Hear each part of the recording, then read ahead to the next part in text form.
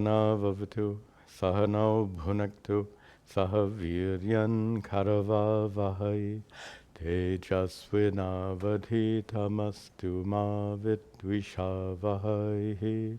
Om Shanti Shanti Shanti. Om.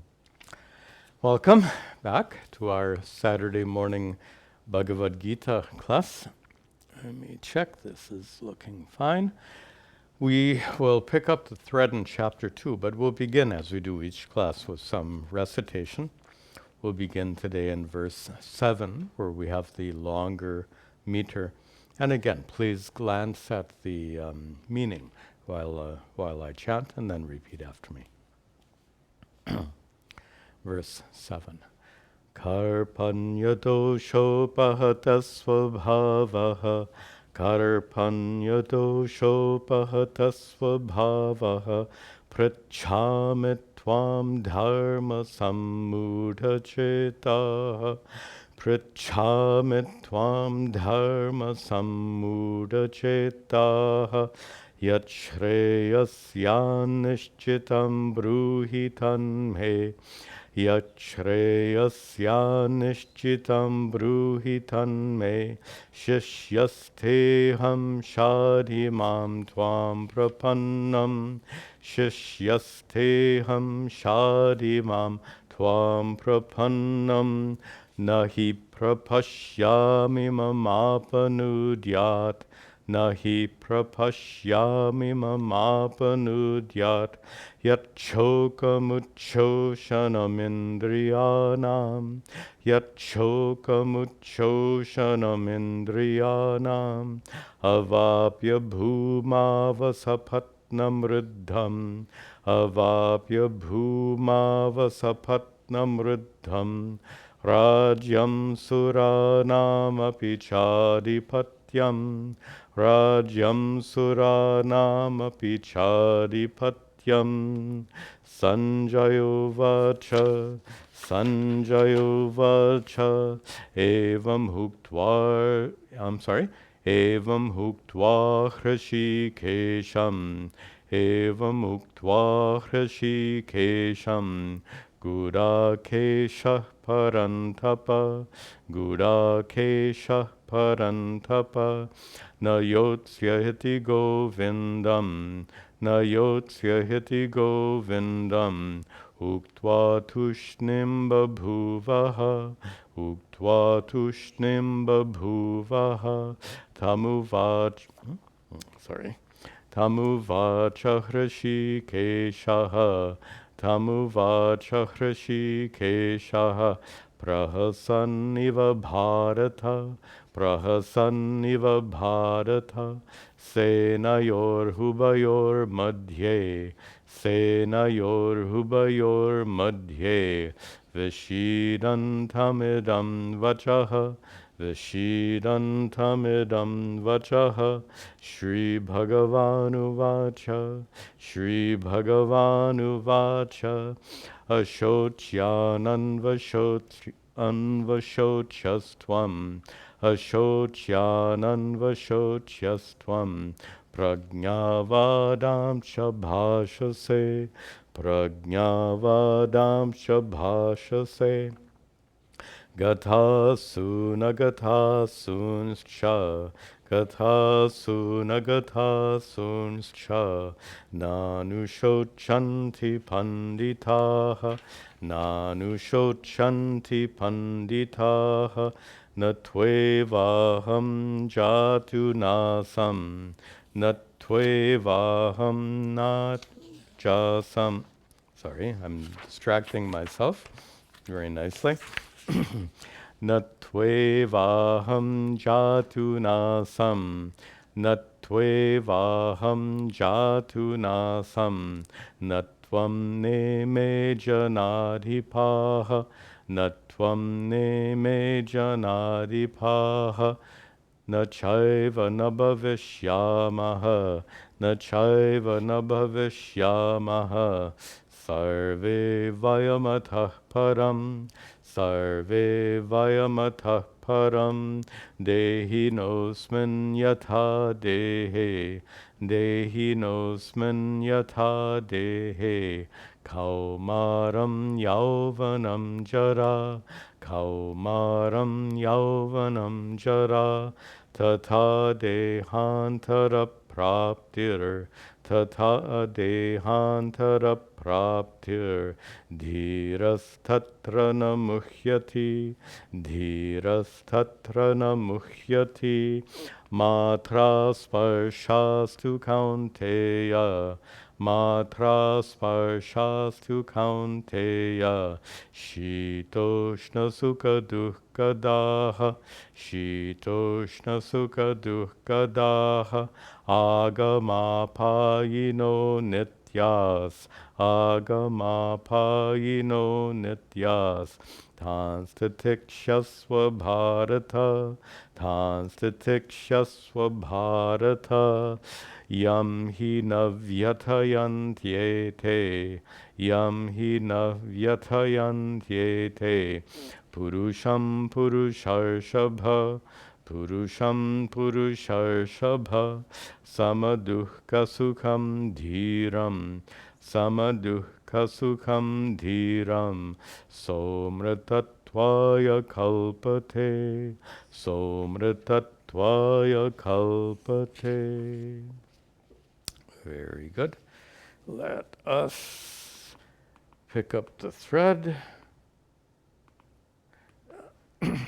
So we saw in chapter 1 Arjuna's emotional meltdown, as we say, due to his inner conflict.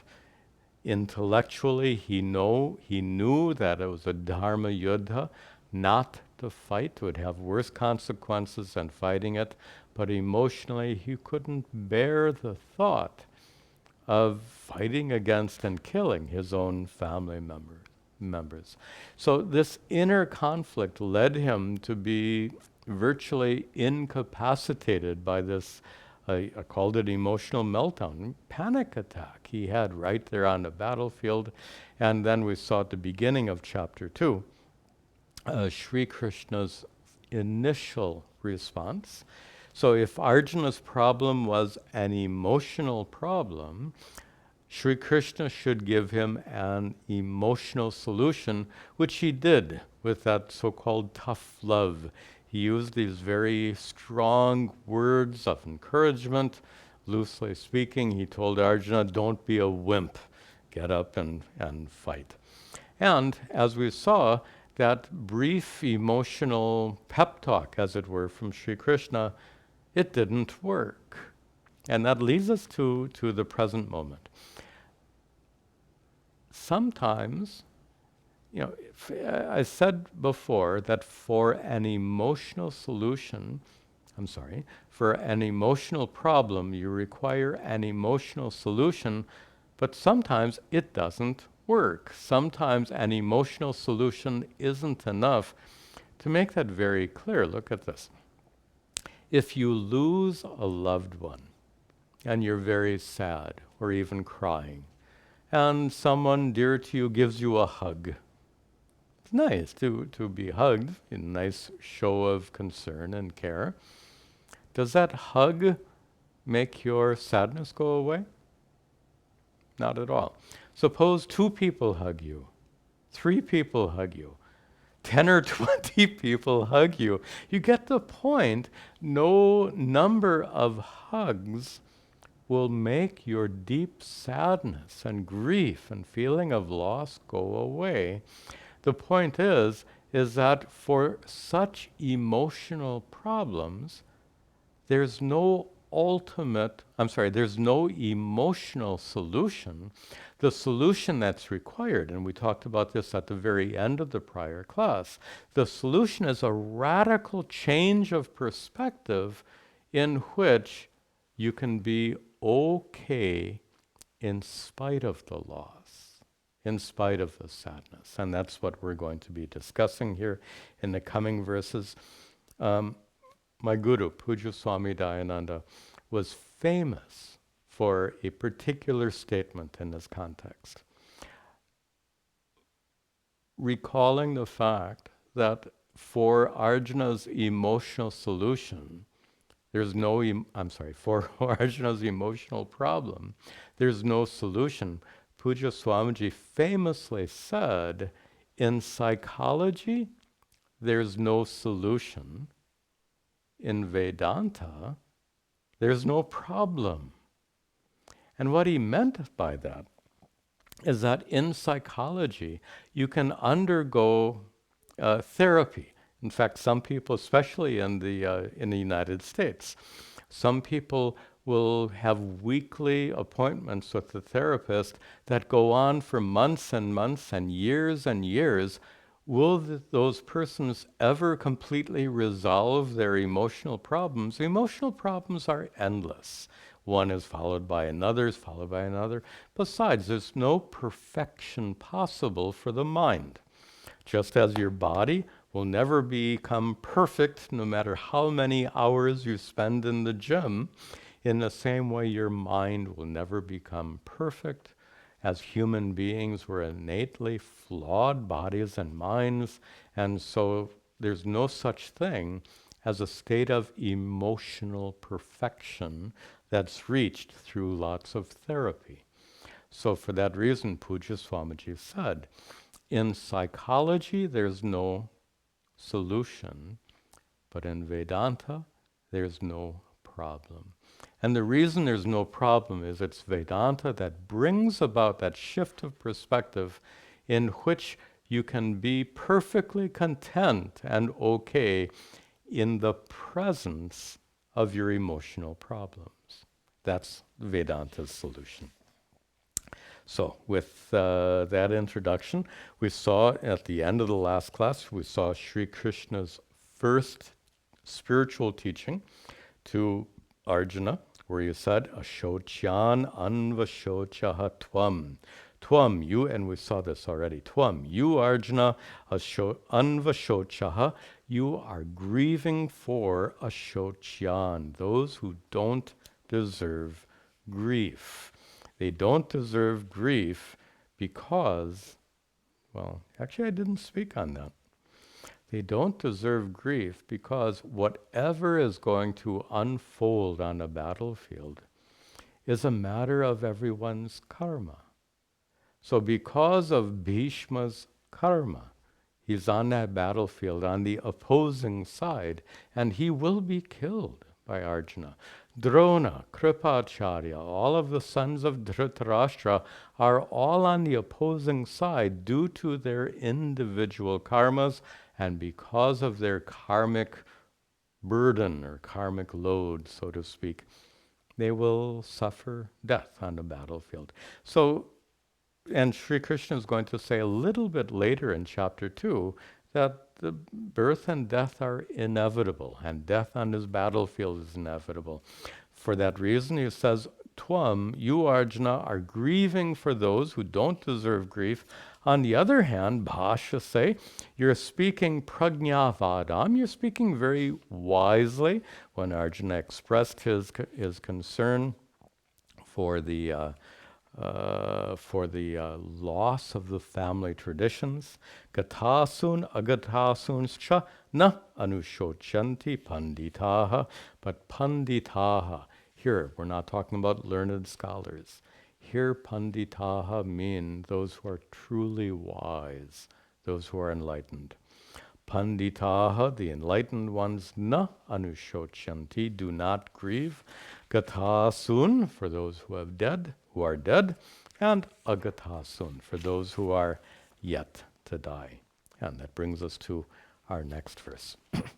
Natveva, sorry. Natvevaham jatu nasam, natvevaham nat jasam, natvam ne me janadipaha, natvam ne me janadipaha, nachaiva nabhavishyamaha, nachaiva nabhavishyamaha, sarve vayamatah param, sarve vayamatah param. Sorry.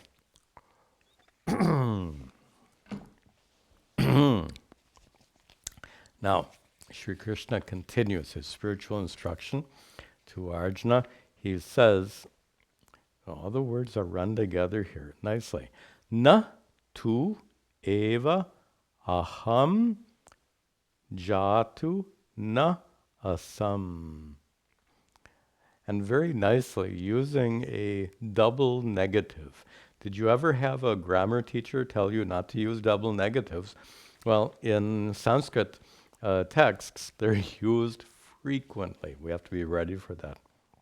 Natu jatu, but never was it the case, eva, indeed, that aham, I, Sri Krishna speaking, I na asam, never did I not exist. There's a double negative.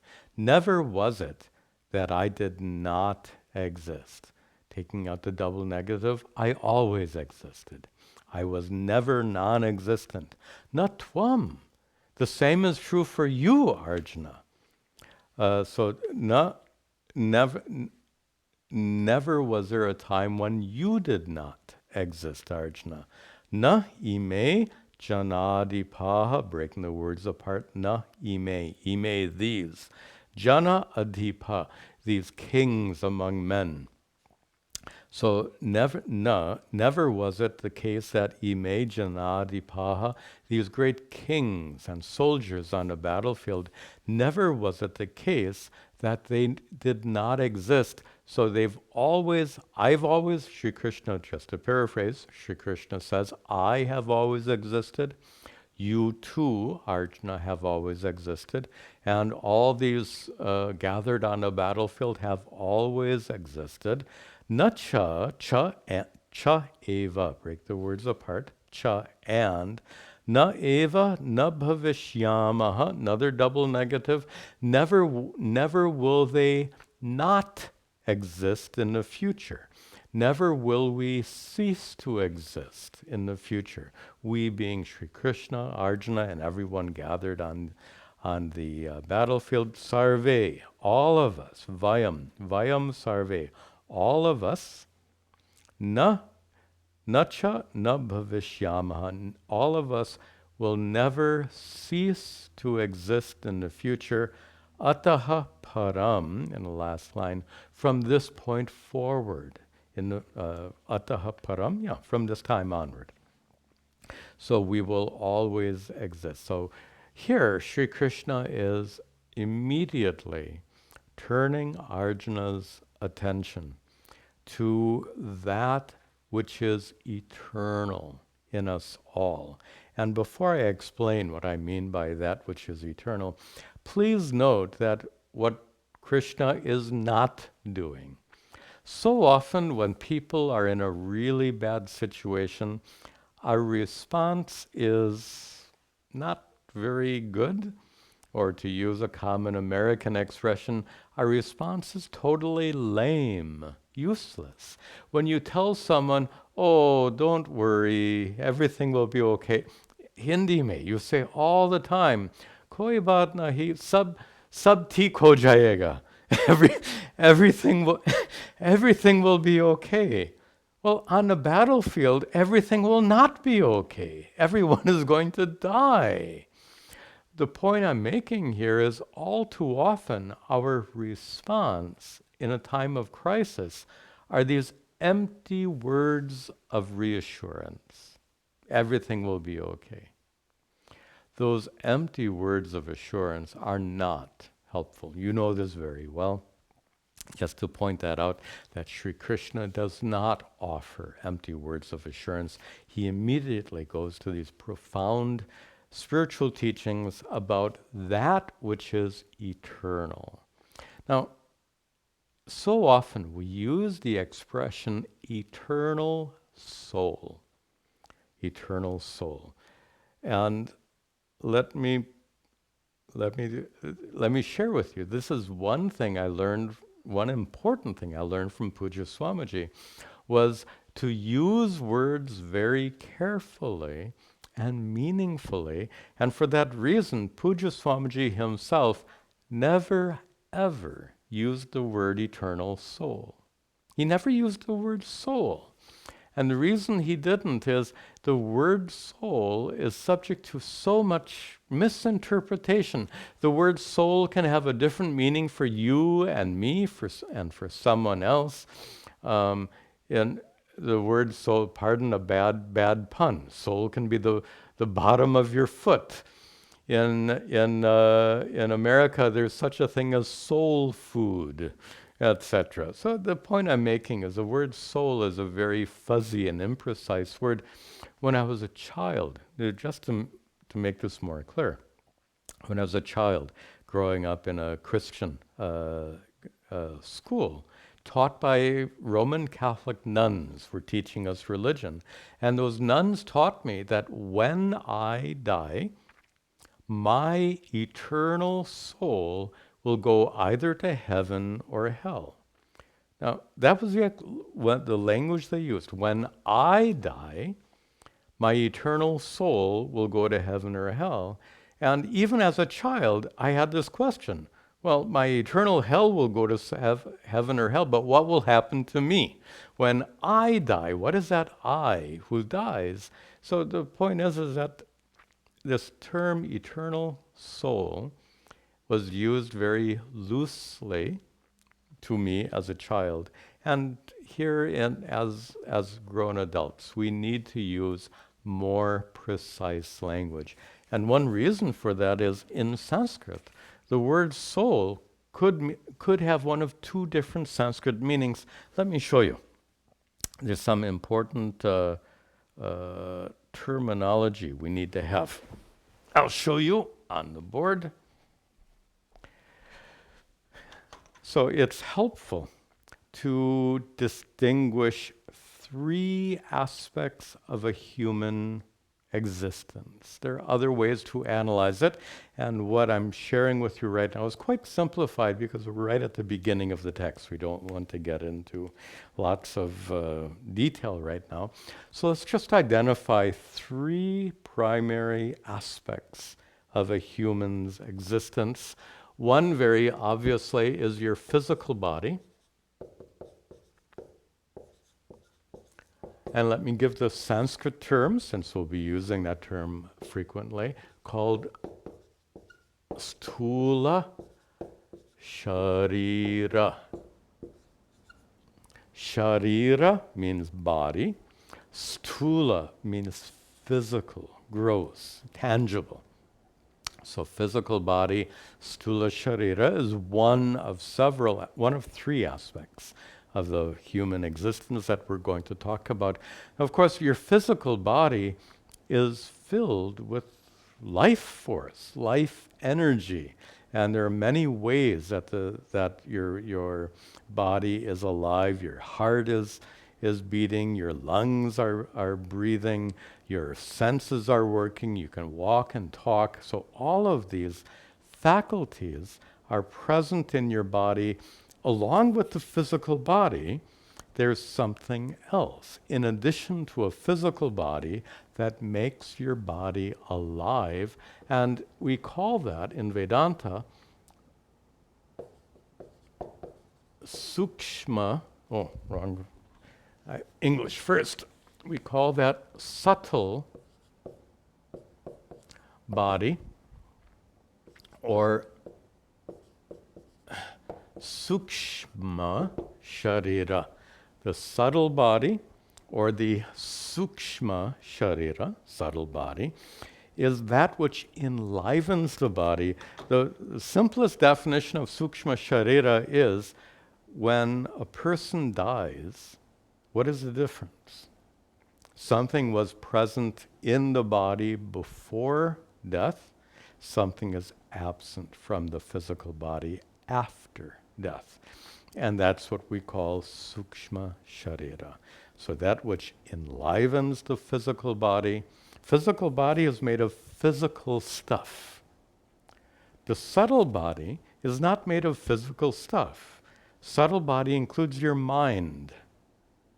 And an example I've given so many times, to distinguish between physical and subtle, to distinguish between sthula, gross, and sukshma, non-tangible, stula, tangible, sukshma, non-tangible. Consider the fact that your brain in your skull weighs about 2.5 pounds.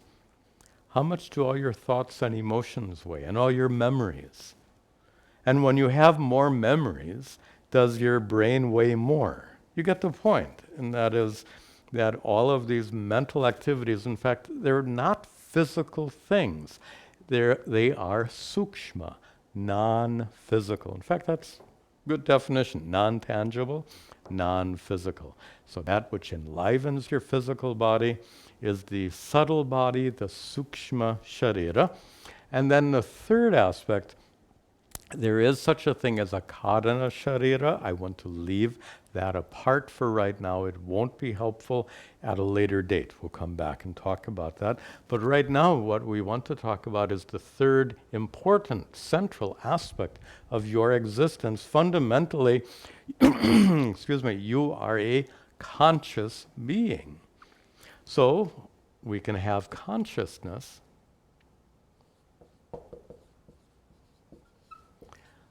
as the third element, and we can call consciousness chit or chaitanya, are probably the most widely used terms. If I spell it right, chaitanya. Chit or chit as in sat chit ananda, and chaitanya, these are common Sanskrit words for consciousness. These three terms, physical body, stula sharira, subtle body, sukshma sharira, and consciousness, chit or chaitanya, really describe the three most basic aspects of who you are. Now, just to bring us back here, if we use the term soul, which are we talking about? Certainly, the term soul could not refer to your physical body, but the term soul could refer to the sukshma sharira, subtle body. The term soul, loosely used, could also refer to consciousness. After all, soul is, at least broadly understood, the English word soul is something immaterial. Physical body is definitely has material, but both subtle body and consciousness are both immaterial. So if we use the term eternal soul, it can mean either of these, which causes lots of confusion, which is exactly why Puja Swamiji never, ever used the term eternal soul. And as his students, we've also learned to avoid that confusion. Okay.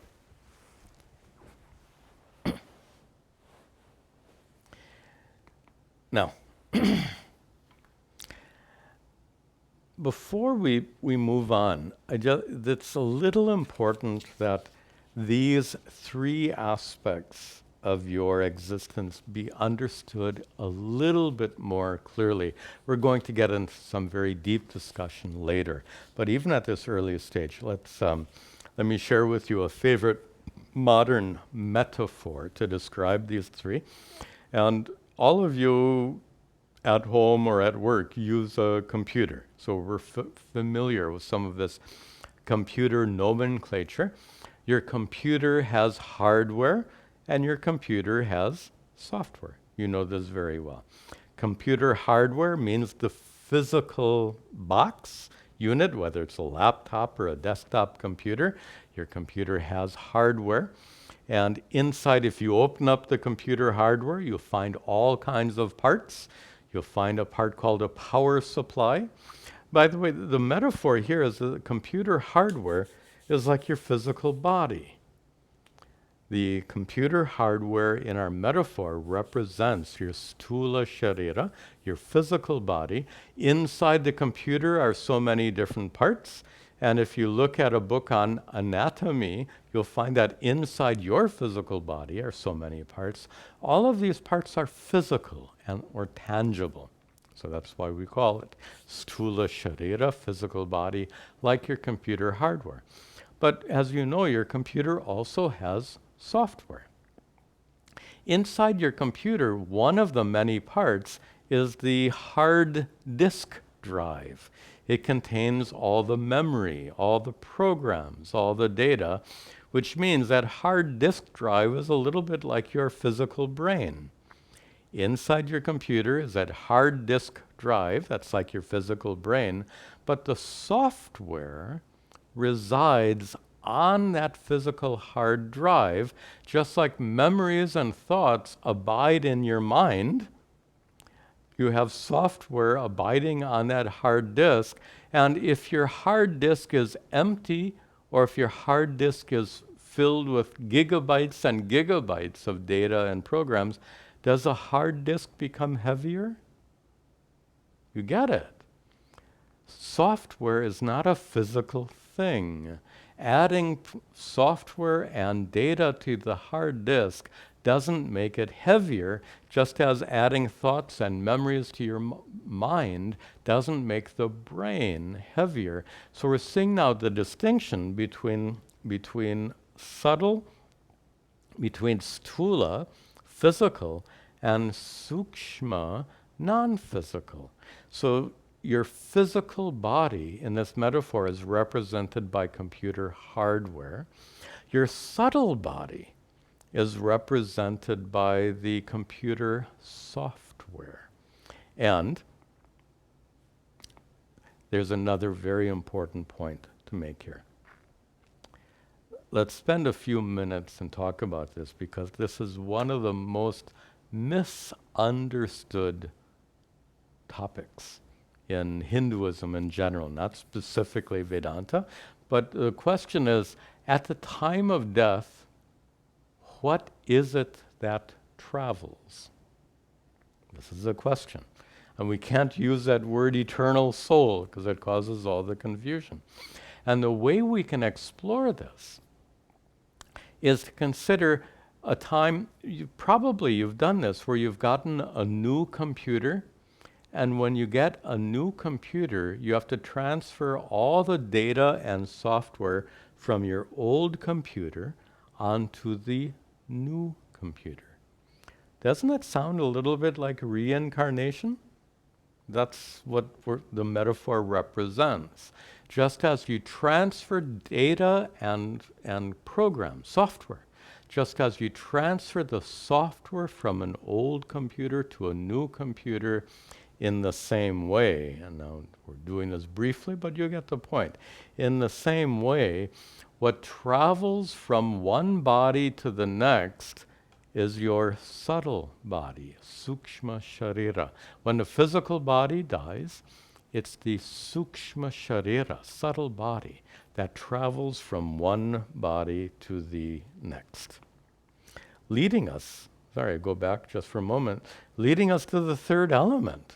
So in our metaphor, how do we account for this consciousness, chit or chaitanya? Well, suppose your computer, you have got your computer hardware is working fine. Your computer is loaded with software, but when you type on the keys or flip the power switch, nothing happens. You've got hardware, you've got software, but the computer will not work without electricity. Electricity is a third factor. And electricity, the third factor, is the equivalent in our metaphor of consciousness. And very importantly, and we're going to talk about this a lot, so let me just give it to you simply. And simply we can say that you can have many computers, many hardware, many hardwares, many softwares, all connected to the same electrical circuit. Imagine an office place or a computer lab where there are many computers all plugged into the same electric circuit. Some of you know that about electricity and know it's actually the same electrons that are passing through all of the computers. If there are 10 computers plugged into the same line, the same electrons are passing through all 10 of those computers. 10 computers one electricity. Many human beings, one consciousness, one chit, one chaitanya. That one, and we'll talk about this in so much depth later. So this is just a very, very cursory introduction to the topic, just so that we can understand these opening verses. And that is that Atma is one all-pervasive consciousness.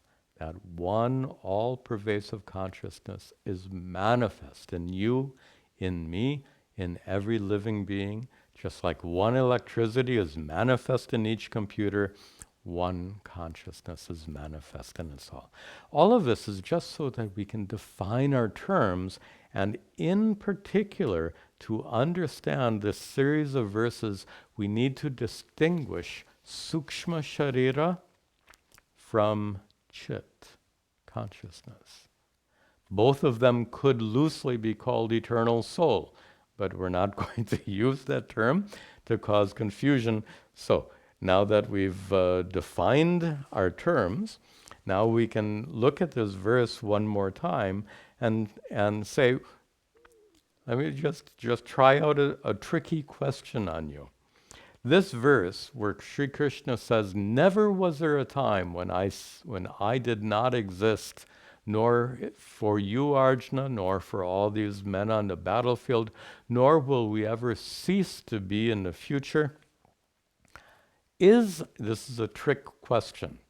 And when I warn you it's a trick question, that means you know what trick question means. So the trick question is Sri Krishna referring here to Sukshma Sharira, the transmigrating entity, or is he referring to consciousness, Chit, Chaitanya? And it's a trick question because he's not specific in this verse. This would be true for both. Both consciousness and the subtle body are eternal. Eternal means no birth. By the way, for Sukshma Sharira, but the doctrine of karma is a little complicated, but the moment you accept a transmigrating entity, Sukshma Sharira, and the moment you accept transmigration, reincarnation, you'll very quickly be led to understand that there was no first birth for a living being. You've had an infinite number of prior births. Why? Because this universe was preceded by an infinite number of prior universes. We talk about the universe being cyclic, and in a cycle there are an infinite number of loops possible. Our universe has gone through an infinite number of prior cycles. In an infinite number of prior universes, you have undertaken an infinite number of prior births. Therefore, if it's infinite number of prior births, there's no first birth. We'll talk more about reincarnation. In fact, there are several verses that will go deeply into the doctrine of reincarnation later. Let's keep this very introductory for these introductory verses. My point is that Sri Krishna is referring to that which is eternal. Sukshma Sharira is eternal. There was no first birth. Similarly, consciousness is eternal. Consciousness is what we loosely call the inner divinity, and also eternal. Inner divinity means what? That which shares qualities with God, that which has divine godly qualities. One of those qualities is certainly being eternal. So that consciousness, your true nature, Sat Chit Ananda, the technical terms we use, that Atma, that true self, is eternal. So in this verse 12, Sri Krishna could be referring to either consciousness or subtle body, from both perspectives, there is eternal existence. Then he continues.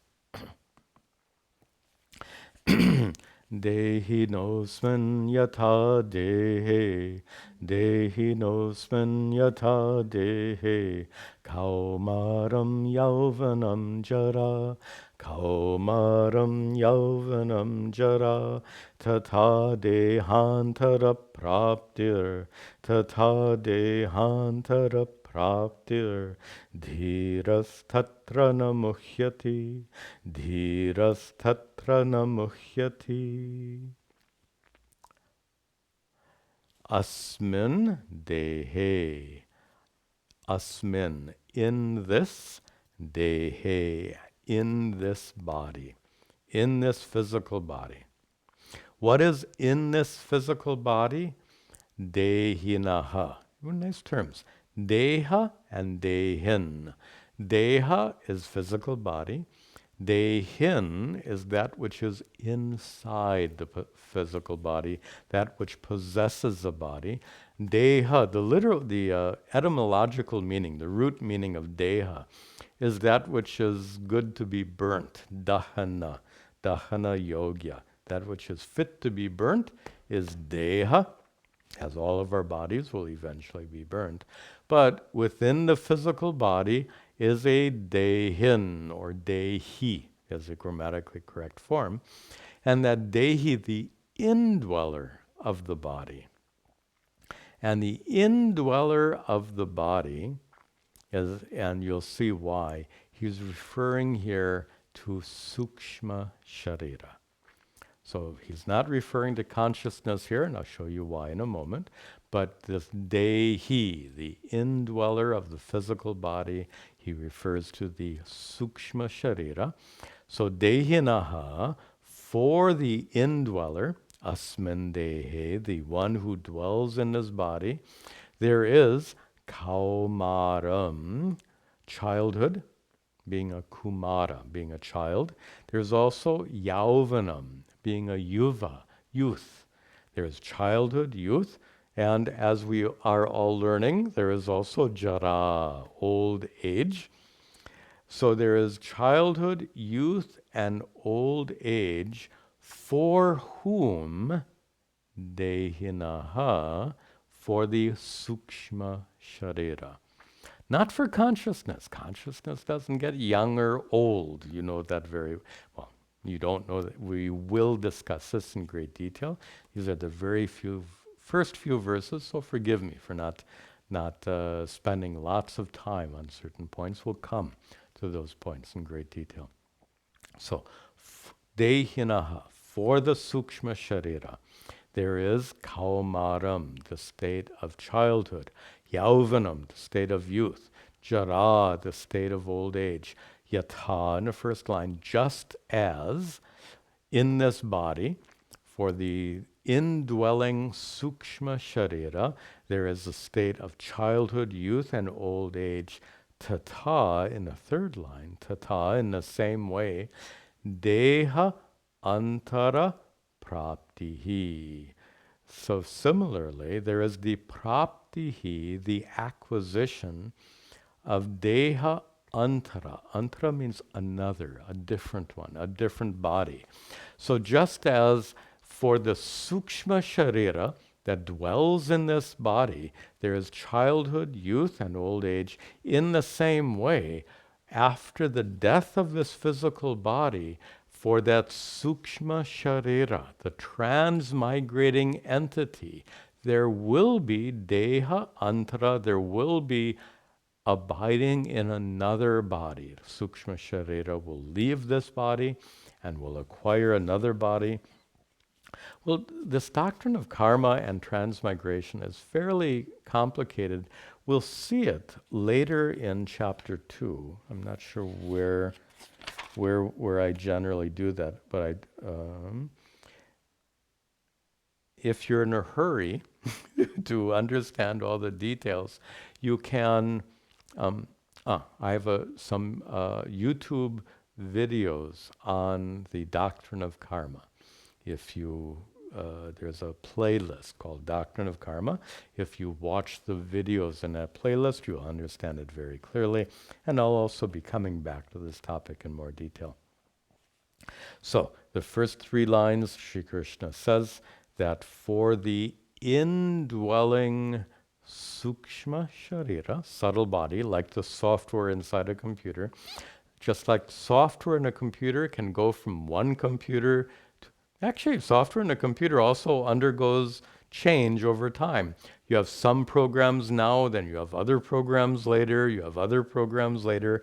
So the software in your computer undergoes change over time. In the same way, for your software, your subtle body undergoes change. You're different today as a personality.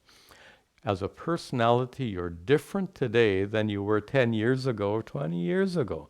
In childhood, youth, and old age, it's a subtle body that undergoes change. Physical body, we know, undergoes change. Subtle body also undergoes change. Physical body eventually dies. Subtle body travels on. Just as you transfer your software from an old computer to a new one, in the same way the subtle body travels on to deha, antara, another body. In the last line, tatra, in this regard, in this topic, dhiraha, the wise ones, the enlightened ones, na muhyati, they are not confused about this doctrine of reincarnation. So the subtle body of all those warriors on the battlefield, when they die on the battlefield, their physical bodies fall dead on the battlefield. Their subtle bodies, sukshma shariras, detach themselves from the physical body and travel on to the next body. As long as I'm talking so much about reincarnation, I can mention that there are certain traditions in religion that show the view of this transmigration. For example, Christians and Muslims, as you know, bury their dead, and Jews. Their dead, when bodies die, they're buried in the ground because there's a biblical teaching that says at the end of time, you will be reunited with your physical body. It's taught in the Bible. At the end of time, you will be reunited with your physical body. Now, we know very well that the body in the ground will undergo decay. The belief based on that biblical teaching is that you will be reunited not with a decayed body, but with your body back in its normal living form at the end of time. So that's a common biblically based belief. On the other hand, it's very clear why Hindus burn the bodies of their dead, because actually we can find some symbolism in it. The symbolism is to burn the body to set free the sukshma sharira. The sukshma sharira should not somehow remain inside. Not that, please don't think, if we fail to cremate a Hindu body, the sukshma sharira will be trapped inside. That's ridiculous. So it's symbolic. To symbolically set the sukshma sharira free from the physical body, the body is burnt at the time of death, except in 2 cases. For sannyasis and for infants, there's a tradition of not cremating the bodies, but rather burying them. And the reason for this, for sannyasis, the tradition gives sannyasis the benefit of the doubt. They're presumed to be enlightened, and if that sannyasi, that Hindu monk, is presumed to be enlightened, if they're truly enlightened, they're not going to reincarnate anyway. So therefore, they don't burn the body. If you allow me to be a little sarcastic, the wood required for cremation is costly. So you get to save some money. You don't have to cremate the bodies of those sannyasis. Similarly, for infants, it's believed that the sukshma sharira for an infant is very loosely attached to the physical body. After all, the sukshma sharira has only been inside that infant's body for a few days or weeks. So in the case of a very early death, that infant's body need not be, you can be burned, but need not be burned for this symbolic reason that the subtle body is so loosely connected to that physical body, it will effortlessly travel on. So tatra dhiras na mukhyati, the wise are not confused. The really important point here, and that leads to the next verse, which we'll see. And the point is that your physical body is subject to change, as we know very well. Your subtle body is also subject to change. Your personality is not the same today as it was when you were a youth. All of these changes take place in your physical body, stula sharira, and sukshma sharira, the subtle body. But atma, that third factor, physical body undergoes change, aging. Subtle body undergoes change, aging. Consciousness is unchanging. Consciousness doesn't change. Consciousness is the unchanging awareness that allows you to know the changing conditions of your mind. Based on this perspective, we get the next verse, where now Sri Krishna gets very Vedantic with this next verse, and this is teaching Arjuna how to shift perspective so that he can remain okay, undisturbed, even in this horrible situation. Look at the very important verse. Let's see it next.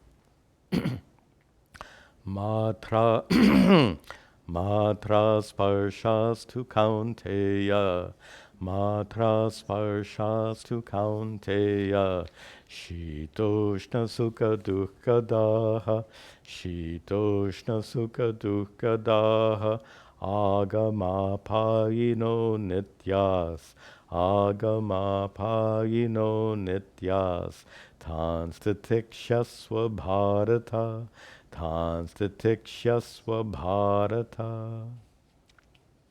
Shri Krishna addresses Arjuna, Kaunteya, O son of Kunti, Arjuna. Matra sparshaha. It's a little technical term. The touch, sparsha, the touch of the matra, what is measurable. It's technical. The touch of what is measurable means what you perceive with your senses. That's all it means. The touch of the measurable means that which you perceive through sight, hearing, taste, touch, and smell.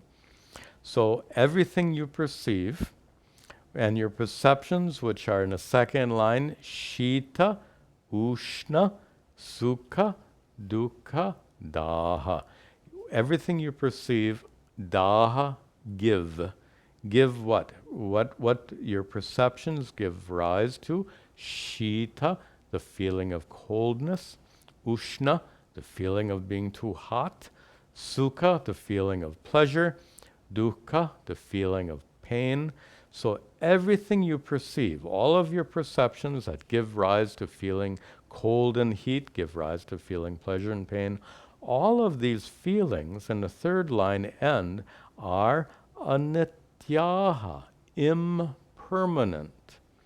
All of these feelings are anityaha, impermanent. All of these feelings are agama, apayinaha. Agama, they come. Apaya, they go. All of these feelings come and go. And here comes this shift of perspective. Your body comes and goes. All of the bodies on that battlefield that Arjuna is so concerned about, they all come and go. Similarly, the sukshma sharira, that enlivens all of those bodies, all come and go, getting born again and again and again, and undergoing change even in this life. Everything is transient, everything is impermanent, and that's a reality. Everything but one. So, returning to our overview, physical bodies are constantly changing, impermanent.